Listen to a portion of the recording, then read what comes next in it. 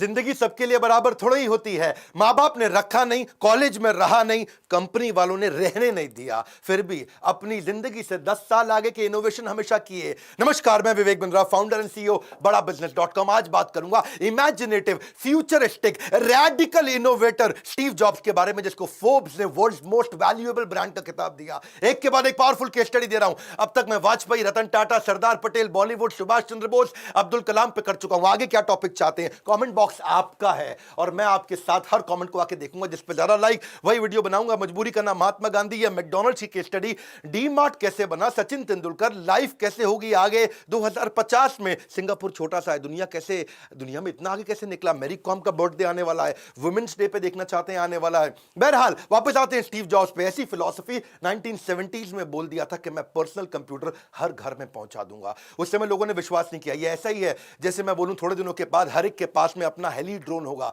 यानी कि personal heli drone, helicopter जैसा ड्रोन, आप उसी मोड़ के जाओगे। हो सकता है मैं आपको बोलूं कि थोड़े दिनों के बाद पेन, डायरी, ये सब म्यूजियम में रखे जाएंगे, क्योंकि स्मार्ट हाउस, स्मार्टफोन इतना स्मार्ट हो चुका होगा कि लोग स्मार्टफोन भी यूज नहीं करेंगे।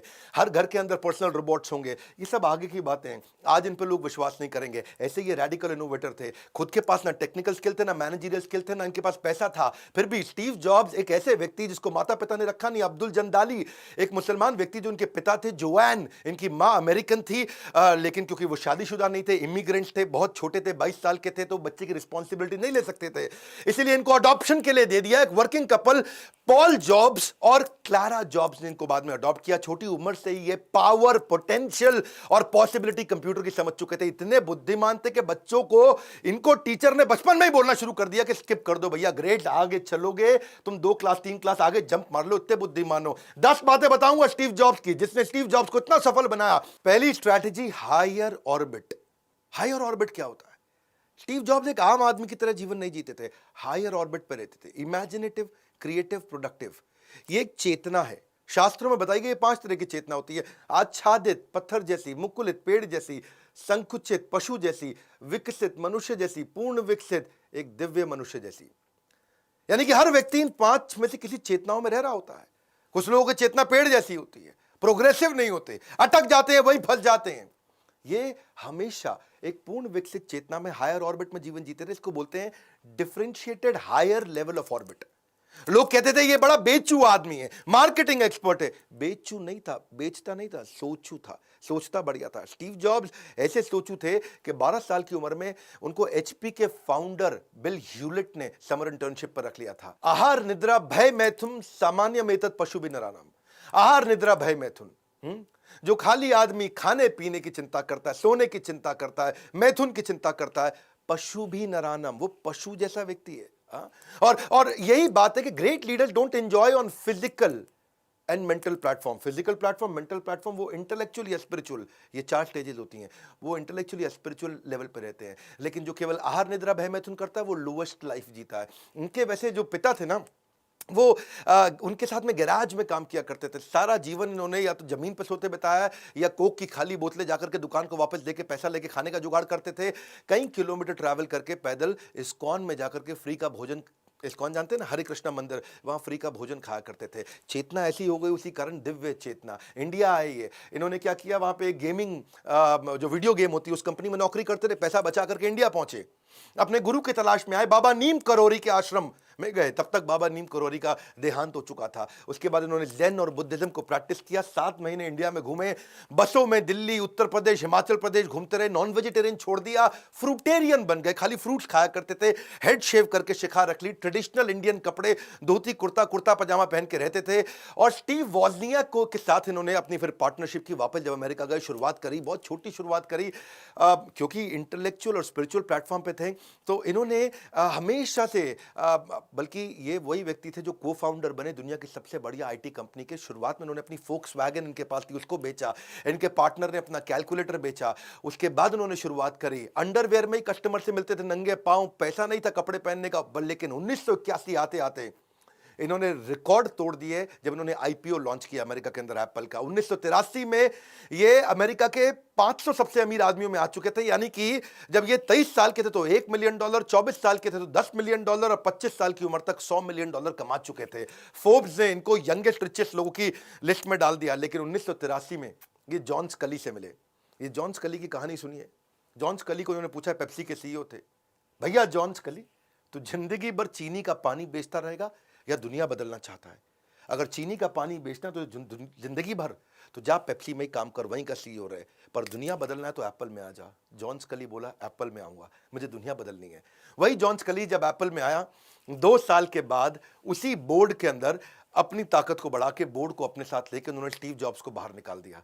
बहरहाल स्टीव जॉब्स की स्पिरिचुअल स्ट्रेंथ थी, इतने बड़े सेटबैक से भी उन्होंने बाउंस बैक किया, और ऐसा बाउंस बैक किया कि आने वाले समय में वापस एप्पल गया और उनके पांव छू के स्टीव जॉब्स को फिर लेकर के आया। 2001 में उन्होंने आईपॉड बनाया, 2007 में आईफोन बनाया और 2010 में उन्होंने आईपैड भी तैयार किया। एनीवे, दूसरी स्ट्रैटेजी 10 बताऊंगा, बहुत पावरफुल। दूसरी है नीटनेस इंपैक्ट परफॉर्मेंस।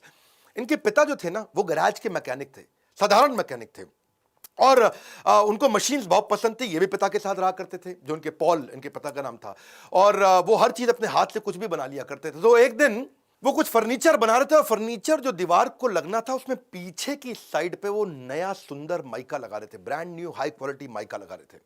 स्टीव ने उनसे पूछा कि पिताजी, पीछे इतना महंगा माइका लगाने की क्या जरूरत है, वो कौन देखेगा? और पिता ने क्या जवाब दिया कि बेटा, अगर पीछे का और अंदर का हिस्सा ठीक होगा ना, और वो अगर एक बार आप अच्छे से देख लोगे और उसको ठीक कर दोगे, उसमें नीटनेस आ जाएगी, तो दुनिया को दोबारा खोल के उसको देखने की जरूरत नहीं पड़ेगी। ऐसा ही इसी फिलॉसफी ने इनकी जिंदगी बदल दी। और ऐसा ही इनकी कंपनी के अंदर भी एक बार एम्प्लॉय फोन के अंदर बैटरी को टेढ़ा लगा रहा था, और इन्होंने कहा बैटरी सीधा कर दो बेटा।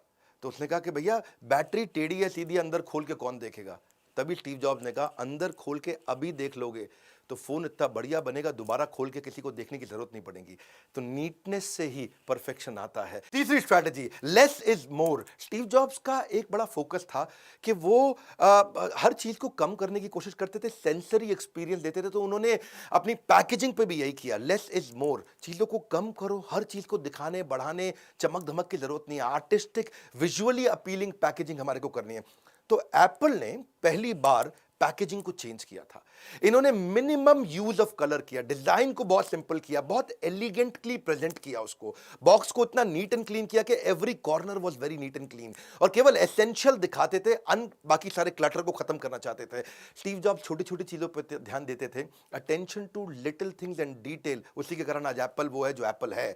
सो ये चाहते थे कि हम आई ग्रैबिंग कलर्स और इमेजेस, चटक मटक गोविंदा मिथुन, इसकी जरूरत नहीं है हर चीज में। वैसे पता क्या, हर कंपनी के अंदर डिजाइन की टीम होती थी, लेकिन एप्पल के अंदर डब्बा खोलने की टीम बनाई उन्होंने अलग से। डिजाइन की टीम तो दुनिया में हर कंपनी के अंदर रहती है, कोई भी मोबाइल मैन्युफैक्चरिंग हो, ये एक मात्र ऐसी कंपनी थी जहां डब्बा खोलने की इन्होंने अलग से बहुत बड़ी टीम बनाई, जिसका केवल एक ही काम था कि हजारों डब्बे खोल के डब्बा खोलने का एक्सपीरियंस अच्छा करना है। डब्बे के अंदर उसको इतना आसानी से खोलें, उसके अंदर से मैनुअल फालतू आइटम हटा दें जिसकी कोई जरूरत ही नहीं पड़ती है, और हंड्रेड्स ऑफ प्रोटोटाइप बॉक्सेस को ऐसे खोलें, उसको उसका बॉक्स का शेप, उसकी एंगल, टेप कैसे लगाएंगे उस डब्बे पे, उसको भी खोल खोल करके वो एक्सपीरियंस को बिल्ड करके उसको इंप्रूव किया करते थे। तो हर चीज को उन्होंने मिनिमम किया, एसेंशियल चीजों पे ध्यान दिया, चटक मटक हटा के। अपने लोगो जो है, लोगो भी इन्होंने ऐसे ही इवॉल्व किया। उसमें एप्पल में छोटा सा एक बाइट है, वो भी इसीलिए कि ताकि चेरी या टोमेटो ना लोग समझ बैठे, उसको एप्पल ही समझें। तो लोगों को भी इतना मिनिमम कर दिया कि लोगों के नीचे से कुछ नहीं लिखा, केवल लोगो लिखा, लोगो बनाया, उसमें कंपनी का नाम हटा दिया, कोई और टैगलाइन हटा दी, और आज ये दुनिया का स्लीकेस्ट लोगो और मोस्ट रिकॉग्नाइजेबल लोगो हो चुका है एप्पल का। बस वो सिंपल सा लोगो देखते ही लोग समझ जाते हैं भैया एप्पल की आइटम है। इनके ऑफिस स्पेस, इनकी वॉल्स, इनकी शेल्फ, इनके डेस्क, वो भी सब वाइट थे, बिल्कुल नीट और क्लीन, उसको भी मिनिमम रखते थे। चौथी strategy, calligraphy, the soul of decorative mentality. आत्मा डेकोरेटिव मेंटालिटी, स्टीव जॉब्स की डेकोरेटिव मेंटालिटी। क्या मतलब हुआ इसका? कैलीग्राफी का पहले मतलब समझ लेते हैं। डेकोरेटिव हैंडराइटिंग को, सुंदर सुंदर तरीके से लिखने को, अलग अलग तरीके से उसी बात को लिखने को बोलते हैं कैलीग्राफी। ये he would change something that is already established, क्योंकि इनकी इमेजिनेटिव डिजाइन थिंकिंग बन चुकी थी, अनमैच्ड क्रिएटिव इमेजिनेशन हो चुकी थी। बचपन से ना इनका स्कूल में मन लगता था, ना कॉलेज में मन लगता था। कॉलेज छोड़ने के बाद इन्होंने कैलीग्राफी की क्लासेस ज्वाइन कर ली, जहां इनकी डेकोरेटिव मेंटालिटी बिल्ड हो गई, और उसके कारण ये परफेक्शनिस्ट भी हो गए। उस डेकोरेटिव मेंटालिटी के चलते चलते ही would not settle down for 9.9 out of 10, इनको 10 आउट ऑफ 10 चाहिए था। Either he will create everything non existing और डिस्ट्रॉय एवरीथिंग एग्जिस्टिंग। एक्चुअली क्या होता है, कैलीग्राफी का मतलब होता है ability to write one thing in 100 different ways। एक ही चीज़ को 100 तरीके से कैसे लिख सकते हैं, अलग अलग सुंदर सुंदर डिज़ाइन में कैसे लिख सकते हैं। मुद्दा कहाँ है, पकड़ना मेरी बात को।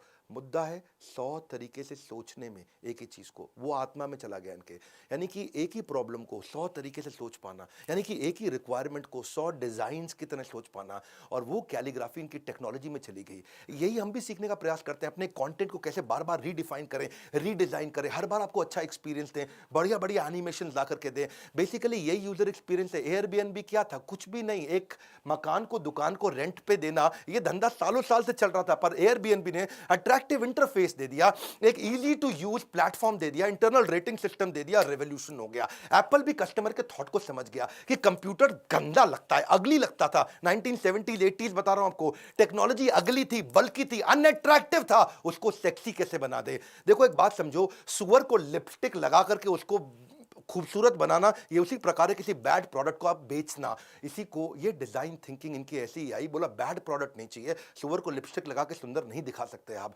इसीलिए अच्छा चलो 5वीं स्ट्रैटेजी पे आते हैं। Innovation is about subtraction. Innovation का मतलब है चीजें कम कर दो, बहुत कम कर दो। 1997 में जब इनको वापस इंटरिम सीईओ के रूप में बुलाया गया था ना, भैया स्टीव जॉब्स वापस आ जाओ, भैया एप्पल खत्म हो गई तुम्हारे बिना, वापस आ जाओ। यही होता है, innovation distinguishes between a leader and a follower. Jobs जब वापस आए, उन्होंने देखा 350 आइटम बना रहे हैं, ये क्या मजाक बना रखा है कंपनी के अंदर, ये भी बनाएंगे हम, वो भी बनाएंगे हम, ऐसा भी बनाएंगे, वैसा भी बनाएंगे। स्टीव जॉब का भाई हम सब कुछ बना रहे हैं। बोला shut up, stop it right now, minimalistic हो जाओ।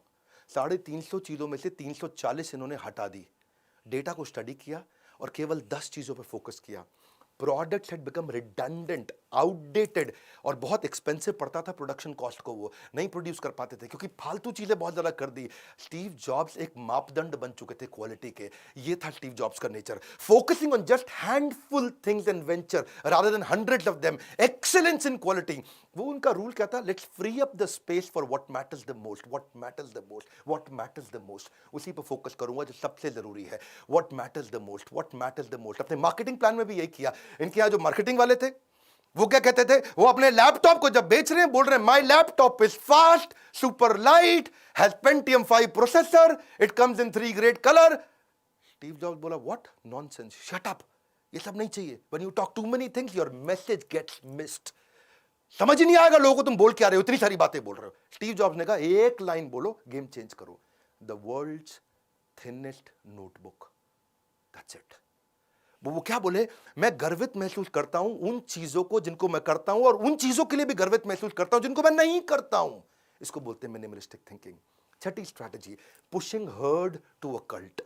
भीड़ में से अपने लोग खोज के उनको अपना बना लो। इनकी स्ट्रैटेजी क्या थी, try to get people to take to one side. इन्होंने पूरी मार्केट को अलग कर दिया, तुम माइक्रोसॉफ्ट वाले और तुम एप्पल वाले, बाजार को अलग किया इन्होंने। समझना मेरी बात को, बड़ा गहरे आदमी ऐसी ऐसी केस स्टडी देते हैं। हमारा काम है आपको ग्रेट लर्निंग शॉर्ट में आकर के देना। If you don't stand up for what you believe in, you will go unnoticed. तो ये बोले मुझको अननोटिस नहीं जाना है, मुझको अपने लोग अलग कर रहे हैं। Microsoft is my biggest competitor. ऐसा करते हैं, फैक्ट टेल्स, स्टोरी सेल्स। मैं कहानी बनाता हूं माइक्रोसॉफ्ट के खिलाफ, इन्होंने कहानी बनाई, बोला मैं 3 चीजों पर फोकस करो। 3 चीजें हमारी शत्रु हैं, हमारे एनिमीज है। पहली एनिमी क्या है, कॉम्प्लेक्सिटी। अगर तेरे को कॉम्प्लेक्स पसंद है तू चल माइक्रोसॉफ्ट में निकल। दूसरी एनिमी हमारा क्या, लैक ऑफ गुड टेस्ट। तेरे को टेस्ट पसंद नहीं, तू माइक्रोसॉफ्ट खरीद, पब्लिकली आकर के बोला।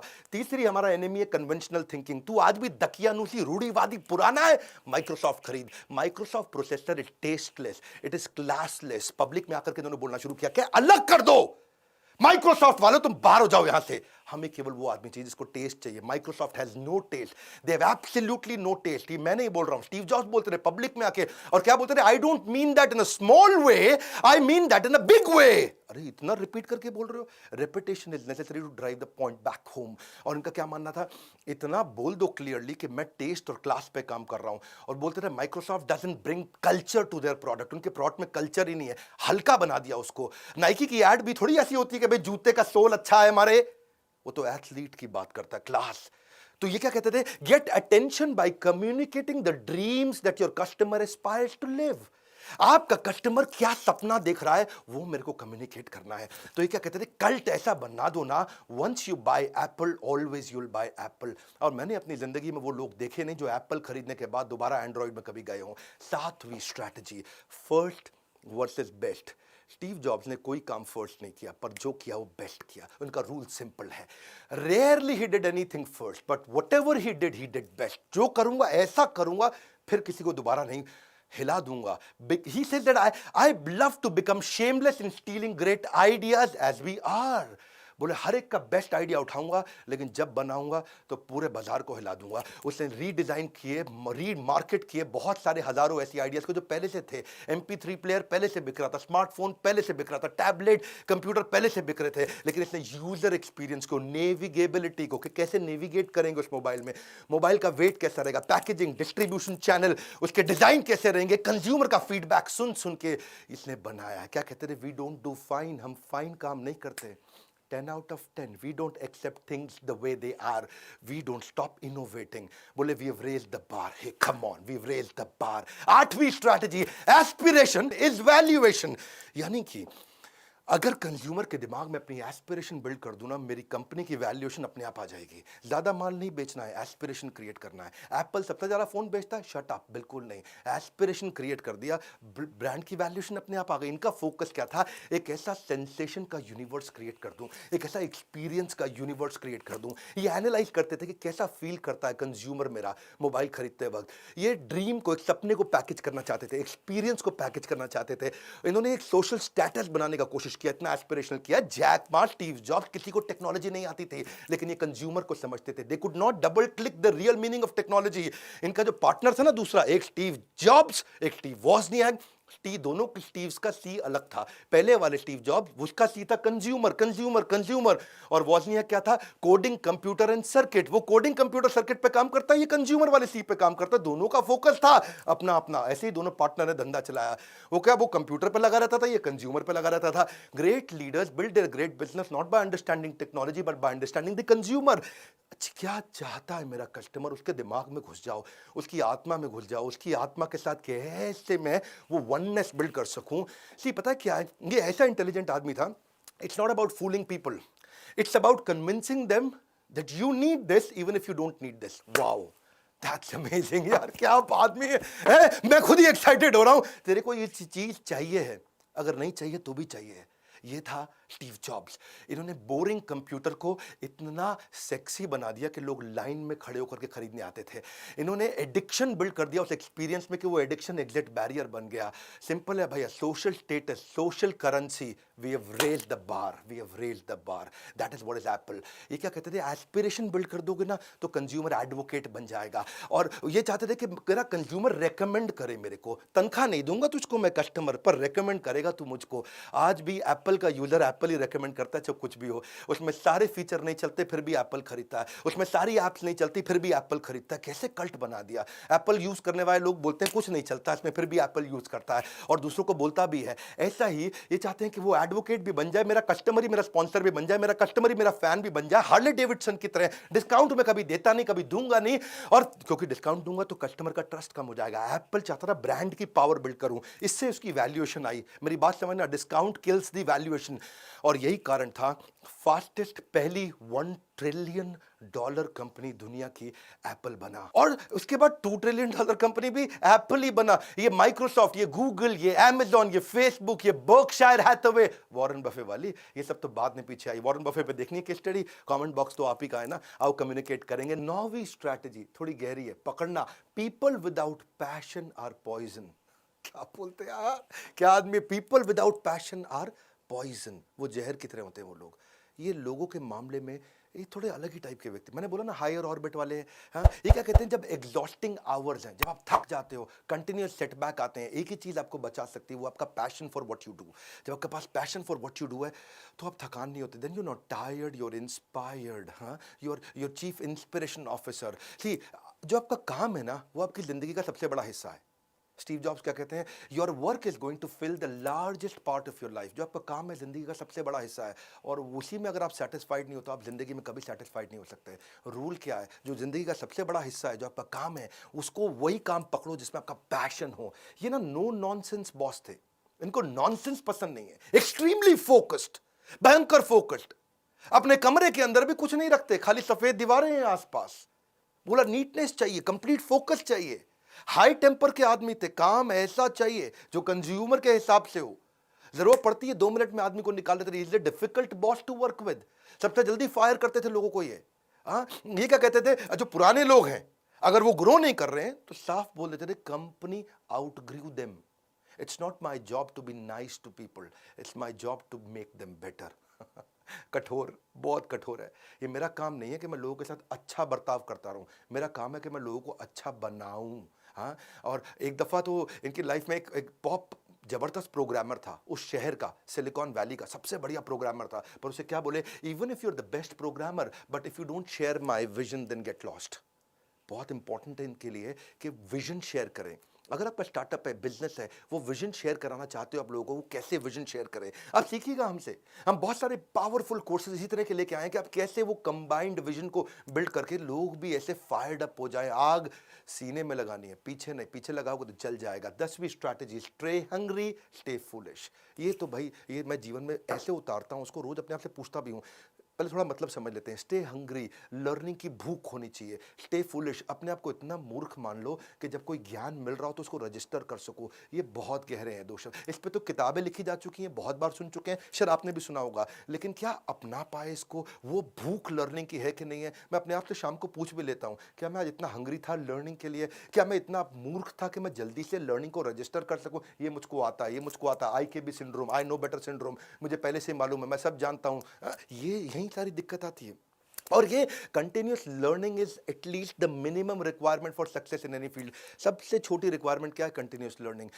देखो हमने भी क्या किया ना, हमने यही फोकस करने का प्रयास किया, नॉलेज ओरिएंटेड लर्निंग या action oriented learning. Knowledge oriented learning तो आपको किसी भी conventional classroom based theoretical approach में किसी कॉलेज यूनिवर्सिटी में मिल जाएगी, लेकिन चाहिए क्या आपको ग्रोथ के लिए? Action oriented learning. Everything about entrepreneurship में वही दिया। वैसे एक बात बताऊं, मैं वो हलवाई हूं जो केवल अपनी दुकान की मिठाई खाता हूं। हाँ मैं केवल अपनी दुकान की मिठाई खाता हूं। मैं इधर उधर आप माल भी ऐसा बनाओ ना, मिठाई भी ऐसी बनाओ जो अपने बच्चों को खिला सकते हो। अगर बच्चों को खिलाने लायक मिठाई नहीं बनाई तो दुनिया में आपको बेचने का भी अधिकार नहीं है। वही स्टीव जॉब्स करते थे कि मैं वो प्रोडक्ट बनाऊं जिसको मैं खुद इस्तेमाल करने में प्राउड फील करूं। इसीलिए मैं आज वही कोर्सेज बनाता हूं जिसको मैं खुद कंज्यूम करना चाहता हूं। वही है हमारे एवरीथिंग अबाउट एंटरप्रेन्योरशिप का मॉडल। आपको एक बात बोलूं, अगर आप भी कोई स्टार्टअप बिल्ड करना चाहते हो, एक सिंपल प्रोसेस क्या है, IBC ज्वाइन कर लो। IBC ज्वाइन करने से आप कम से कम 1 साल IBC की तरह काम कर लो। हमने ट्रेनिंग्स को कहीं गुना बढ़ा दिया अपने IBCs के। जो सीरियस है ना कोई भी बिजनेस करने के लिए, 1 साल IBC करो, पैसा भी नहीं लगेगा, आपको पैसा वापस भी मिलेगा, थोड़ा कमा भी लोगे आप हमारे साथ अच्छे से,